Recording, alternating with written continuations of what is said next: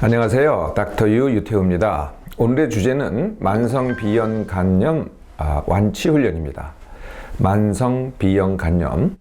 이 만성비형간염에는 크게 세 가지가 있습니다. 첫 번째는 만성비형간염인데 급성으로 재발한 경우. 두 번째는 만성비형간염인데 우리가 보통 활동성이라고 부르는 경우.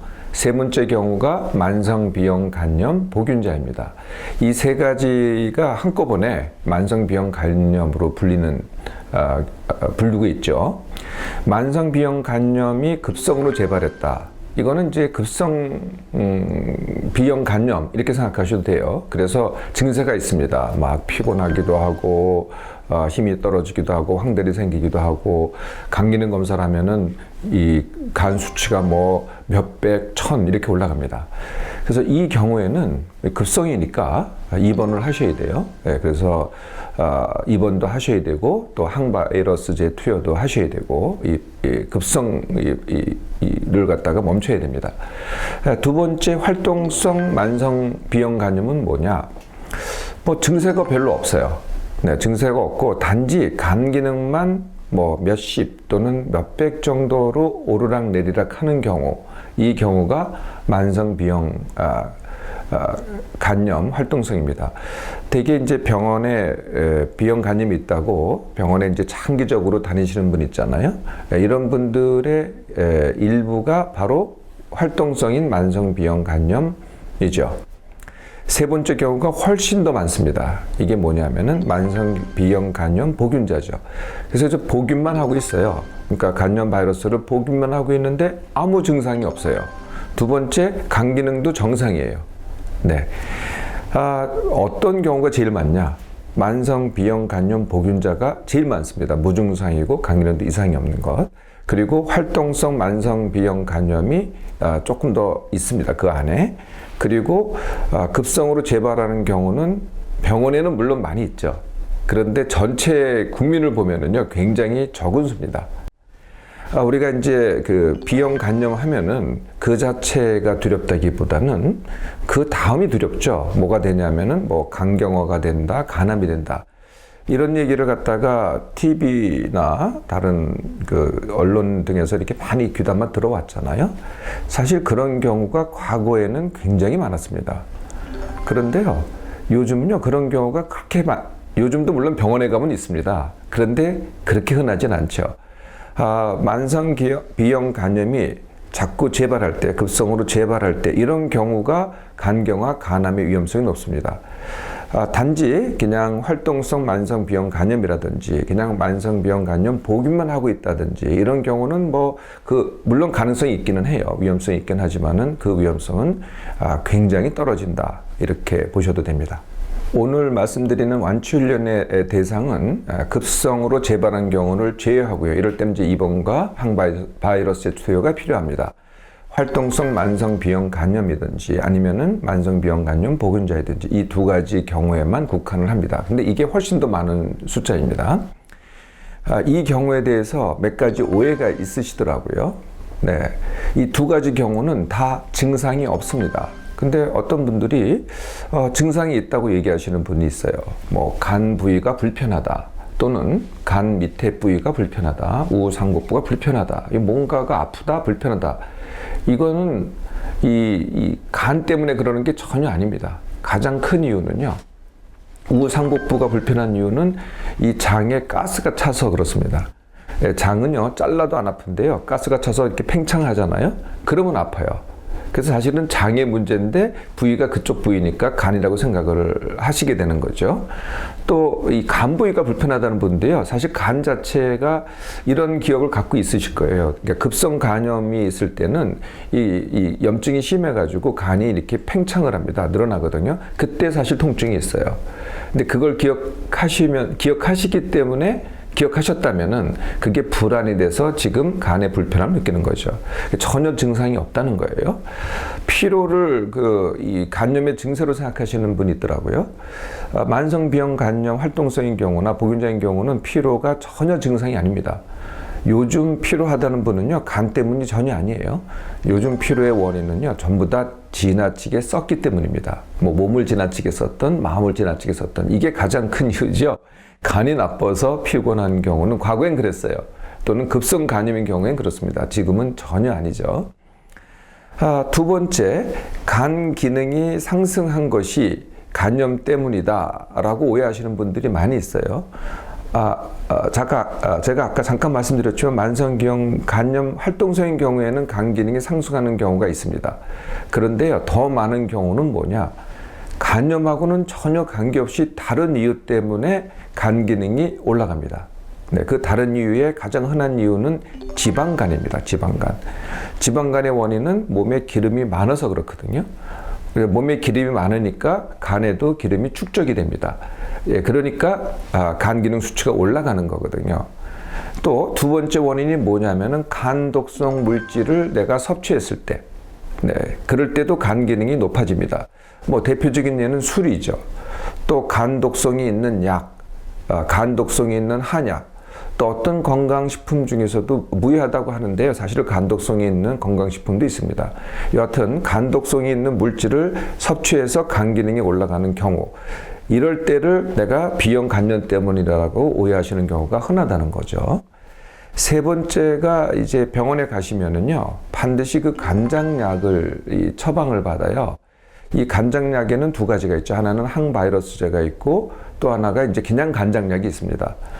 뭐 항바이러스제는 뭐 그렇다고 쳐도요, 간장약을 처방받았을 때 내가 약을 먹었으니까 약을 처방받는다는 것은 내가 간염이 심한 경우구나 이렇게 오해하시더라고요. 전혀 아닙니다. 이 간장약은 뭐 거의 효과가 없다고 보시면 돼요. 그러니까 그냥 왜 의사들이 간장약을 처방을 하느냐.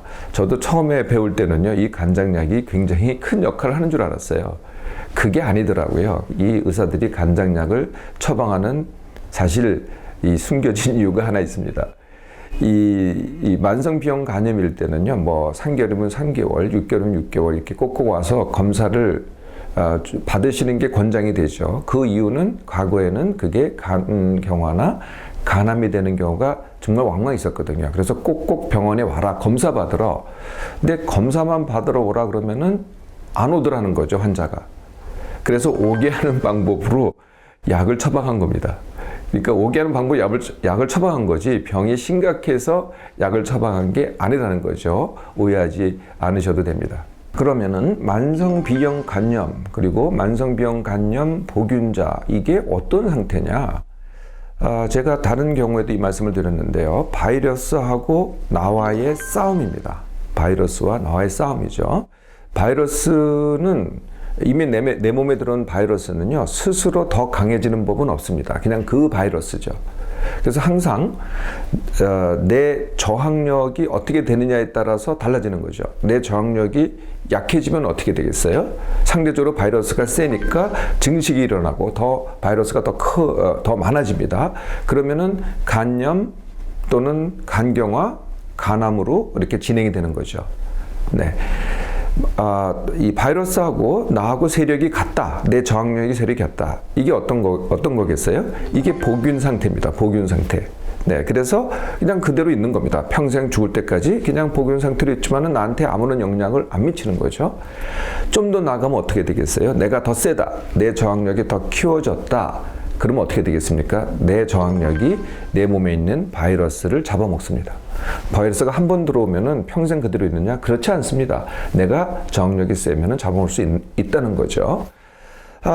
내 저항력을 생각하지 않고 우리가 언뜻 생각하기에는 내가 아니라 이 바이러스가 문제니 바이러스를 좀 없애달라. 이게 이제 우리들의 보통 바람이 되겠죠. 그래서 이제 많은 약들이 있기는요. 그 중에서 이제 최고가 항바이러스제죠. 그러면 항바이러스제가 바이러스를 진짜 죽이느냐?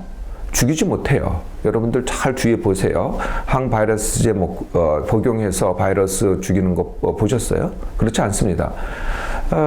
그런데 그럼 항바이러스제라는 건 뭐냐? 억제제입니다. 증식 억제제거든요. 그러니까 있긴 있는데 그것이 더 증식되는 것을 억제하는 거죠. 그러니까 엄밀하게 얘기해서 이걸 치료제라고 하기는 좀 그렇죠. 그래도 내가 급성인 경우, 또는 정말 그러니까 활동성으로서 자꾸 간 기능이 높아진다. 이런 경우에는 도움이 됩니다. 좀 장기적으로 복용하는 경우가요. 간장약, 이건 아까도 말씀드렸지만 전혀 도움이 되지 않습니다.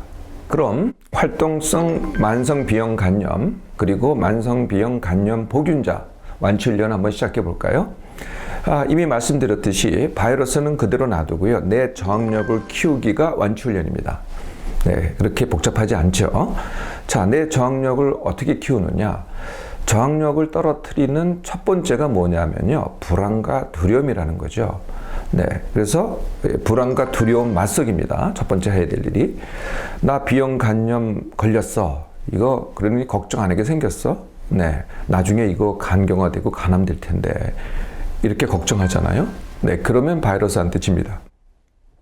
내가 이기겠다. 뭐 아플 테면 아파봐라. 네 바이러스 뭐 있을 테면 있어봐라. 라고 가는 게 실제로 그렇고요. 뭐 거의 간암 간경화 되는 게 없거든요. 그렇게 생각하셔도 됩니다. 그럴수록 내가 더 세져서 내가 바이러스를 죽일 수 있는 힘이 키워지는 거죠. 첫 번째가 불안과 두려움 맞서기입니다. 두 번째가요. 좀 더 적극적으로 내가 완치를 원하겠다. 그냥 평생 갖고 살겠다.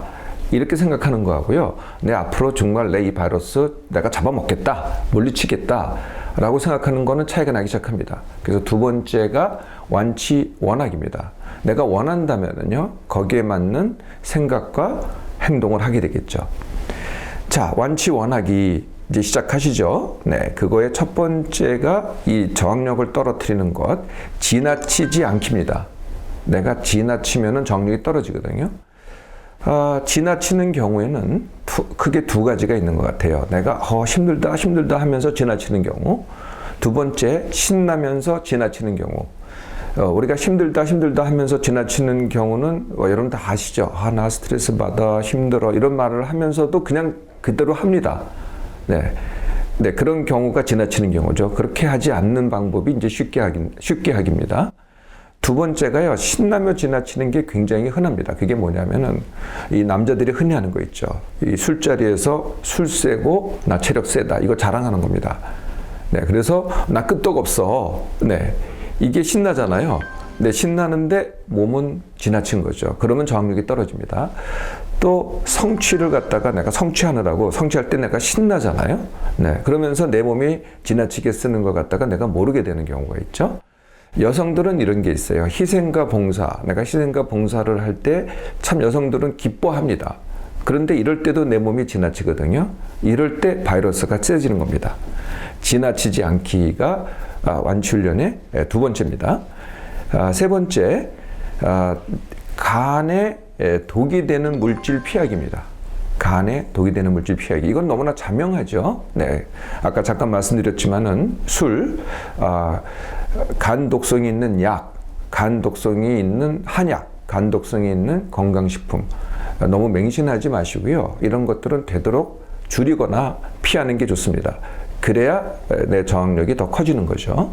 그 다음에 하셔야 될 일이 내 몸 회복 훈련입니다. 이 내 몸 회복 훈련은 제가 이 강의를 들어서 여러 번 말씀드렸기 때문에 여러분들 아마 익히 아실 것 같은데요.